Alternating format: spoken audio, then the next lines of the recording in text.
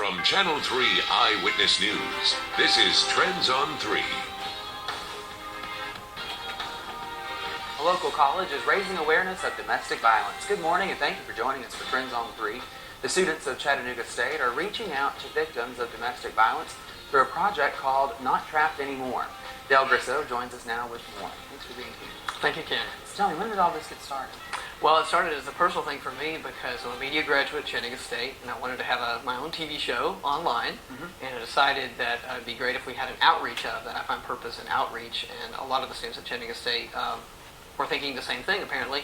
So we came together and planned some domestic violence forums that we could put on YouTube where people could actually watch thought-provoking video episodes that would deal with these kind of topics. And when you all came together and you were talking about it, did you realize that maybe there was a bigger issue there than what you originally imagined? Some of us did. One of our paralegal graduates, Bobby Blevins, brought the issue to us, and she had dealt with it professionally and personally. And another student said, "I'll be the host of this." And we discovered when we invited the community, we had researchers, we had a domestic violence victim advocate, we had local judges who participated, and we had victims who told their stories. That really opened our eyes. We realized how big the issue really was. So tell us about the show that you're doing now. Well, it's called On the Cutting Edge TV, and again, that's the online YouTube series where you can watch the videos. And through that, we broke down the domestic violence issue from awareness, educating ourselves on the issue, and then how to take action, specific things we can do in our community to deal with domestic violence effectively. Did you talk about some of those? Yeah, absolutely. One of the things that Chattanooga does not have is a family justice center, and that would be a resource provided for victims where they can link to counseling and support and all kinds of things like that. They're around the country, but Chattanooga needs one as well, and we'd like to take that to our elected leaders and candidates coming up in this election and really talk about the need for a justice center. Police obviously need funding, and with that they need training so they can take a domestic violence call and actually know the difference between an offensive and a defensive injury, for example, and actually gather effective evidence for these cases. And right now, adult abuse is not required to be reported like child abuse and elder abuse. Really? So that's something that we learned during these forums, and again, it's available in the videos. So we would like to see some legislation on that end as well. What are you thinking more along the lines when it comes to legislation of adult abuse, like maybe, for say, if the coworker notices or something like that? Right, kind of like with child abuse or elder abuse, if you have witnessed it or you know of a situation like that, in child abuse, people can report if they see some evidence of that going on. So we work together as a community to actually maybe do something about that. That needs to, we feel, be written into the legislation. So how are you reaching out to people now? What are you working on now? Well, we had 3 live forums on campus where we, again, opened it to the community. We filmed those, so we have the outreach on our Facebook group page. It's called Not Trapped Anymore. You can get all the videos, and you can link to the show itself. If you want to be a part of the filming, we actually have open spots where you can run a camera or join us in the group discussions that we hope to continue this fall.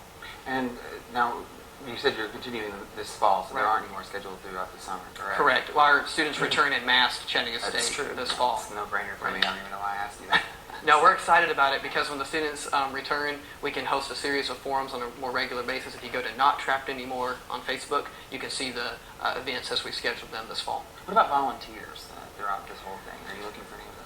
Well, yes, absolutely. As a part of the filming process, as a part of even being a part of the judicial system, a lot of our paralegal students attended, and we can actually, through task forces that nonprofits have set up, we can actually be a part already of the process for victims, as well as providing support for victims until we get that Justice Center, hopefully.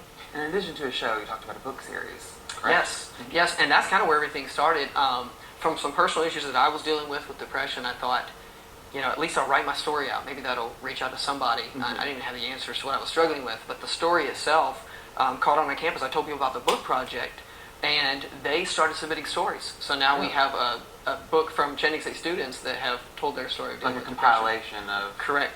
And right.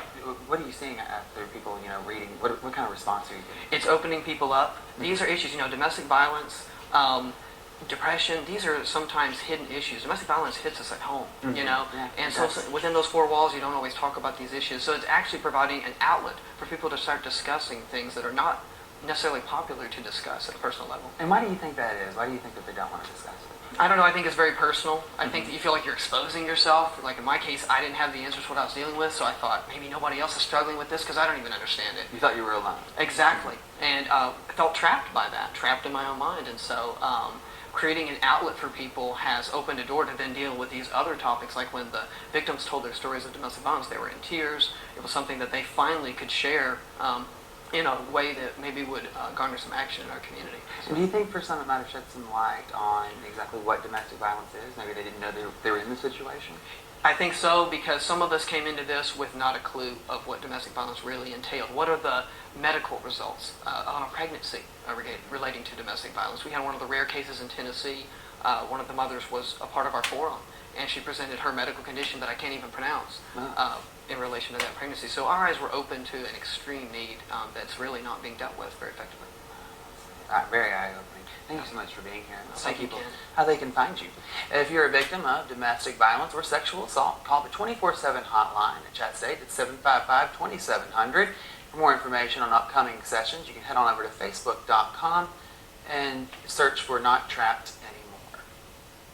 It's time to get your kids active. More after the break. Stay with us.